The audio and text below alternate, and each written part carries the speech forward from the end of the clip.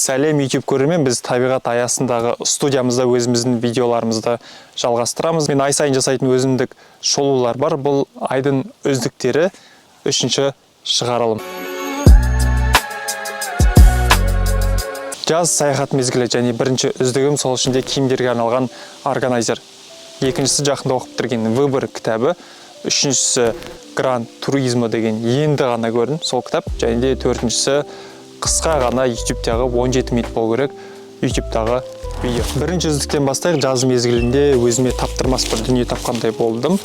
Алдында киімдердің барлығын оптым, бір чемоданға салып жүретін едім. Енді осы жолы саяхатқа шыққанға болсын, яғни бір жерден бір жерге барғанға болсын деген сияқты осындай бір органайзер. Қазір жіліктеп көрсететін боламын. Осындай бір органайзер бар.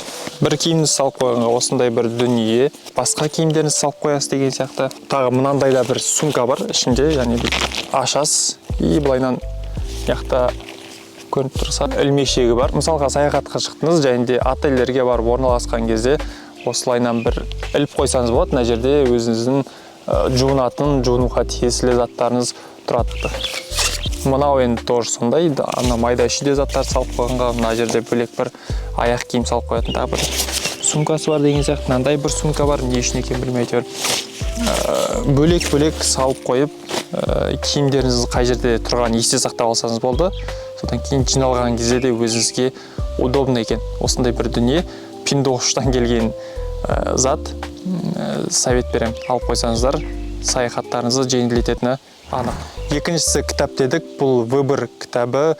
Холокост дегеніміз кезінде білесіздер, екінші дүниежүзілік соғыста еврейлерді жапа тармаға Европада қырып салған. Сол Холокосттан аман қалған әйгілі психолог доктор Эдит Эва Полгардың естелігі. Кітап психологтың екінші дүниежүзілік соғыс кезінде, яғни Холокост кезінде көрген азаптары, одан шығу жолы және де басқаларға травмаларынан айығуға, яғни босап шыққаннан кейін психолог болады және басқаларға травмаларынан айығуға көмектеседі және сол туралы осы кітапта жазып кеткен. Енді кітаптағы негізгі тақырыптарға тоқталайық. Бұл жерде 4 тақырыпты бөліп алсақ болады. Біріншісі өмір шендік. Егер Венгриядағы жасөспірім бишіден Освенцим лагеріндегі және басқа да лагердегі аман қалуға дейінгі кезең айтады. Оның әңгімесі адам рухының өмір шендік және қандай да бір қиындық, қандай да бір азап болмасын өмір сүруге деген ерік жігерін көрсетеді. Таңдау күші.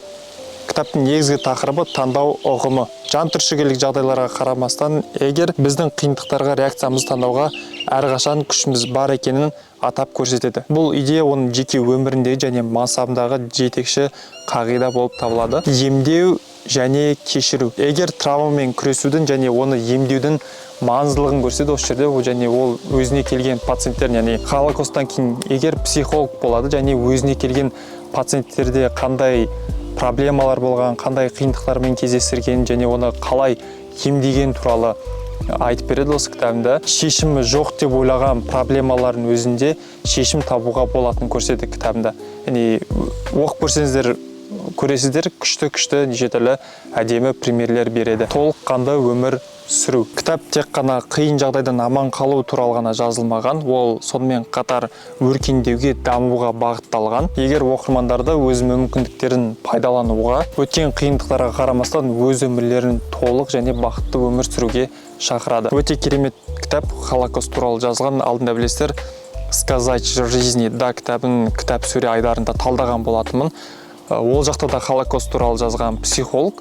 Мұнда да психолог, бірақ та маған қызығырағы, өтімдірегі осы кітап болды. Өйткені ішінде примерлер көп. Қалай азаптағандығы туралы көбірек мәлімет беріледі. Жас қыздың өмірге деген талпынысы кішкентай ғана болса да қиындықтарға төтеп бере алуы әрине таңғалдырмай қоймайды. Кітапты рекомендеймін. Гран Туризмо фильмі енді ғана көріп жатырмын. Өткен жылы кинотеатрларға шыққан болатын. Сол кезде көп адам айтып кеткен еді. Бірақ сол күйі бара алмаған едім. Енді көрдім и ұнады. Фильм қысқаша Гран Туризмо деген ойын бар. Сол ойынға өте қатты беріліп кеткен бозбала бар. Послушай, сынок, ты считаешь, что играя в глупые видеоигры о машинах, ты сможешь стать гонщиком? Гонщики из вас никакие. Беріліп кеткен соншалық, ол сол ойынды ойнай отырып, әлем бойынша бірінші орын алады және де шынайы трассаға, шынайы жарысқа шығуға мүмкіндік алады. Елестетіп көріңіздер, компта машина айдап отырасың да, шынайы өмірде жарысқа қатысу деген қандай деңгейде. Және бұл фильм ешқандай да ойдан шығарылмаған, Ян Марденборо деген адамның шынайы оқиғасынан шабыт алған екен. Фильмді қарай отырып екі негізгі тақырыпты айтсақ болады. Біріншісі бұл армандар мен амбициялар. Фильм виртуалды әлемнен шындыққа саяхатты көрсетеді. Бір істі билеп жасау армандарды шындыққа қалай айналдыра алатынын көрсек болады. Екіншісі қиындықтар мен табандылық.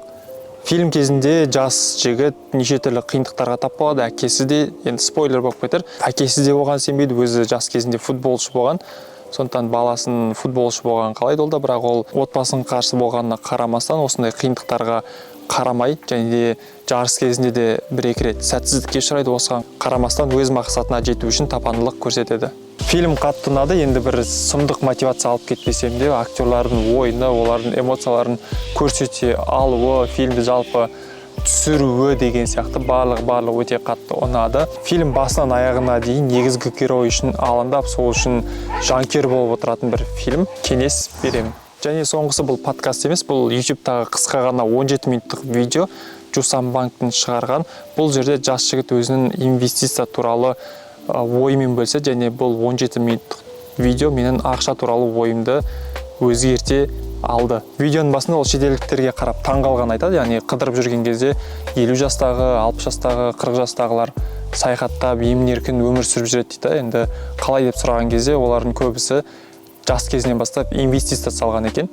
Сонымен бұл жігітте өзі ойлана бастайды, және де өзі қызы туылған шақтан бастап қызының атына инвестиция сала бастайды, және қазір қызы 4 жаста екен, және қызының шотында 4,5 миллион теңге бар екен да уже. Және сонымен қатар өзінің қызына кішкентай кезінен бастап финграмотность, яғни қаржылай сауаттылықты үйретіп бастайды. Оған ақша береді, ақшаның не екенін түсіндіреді, қалай қолдану керек екен деген сияқты, оның құнды бір дүние екенін түсіндіреді, не үшін екені былай деп түсіндіреді. 18 жасқа келген кезде немесе 20 жасқа келген кезде өзі ақша тауып бастаған кезде ол бала ақшаны қалай дұрыс жарату керек екенін білмейді. Ақша бітеді, сразу оны оң-сол шашып кетуі мүмкін дейді. Сондықтан да бұл видеодан түсінетініміз, бұл жас кезден бастап балаларды қаржылай сауаттылыққа үйретуіміз керек екен.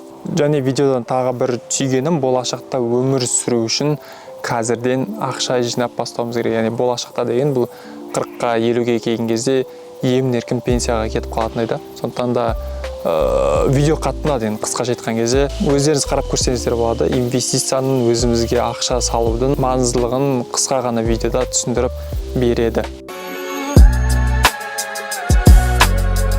Осымен бізде 3-ші шығарылым аяқталды.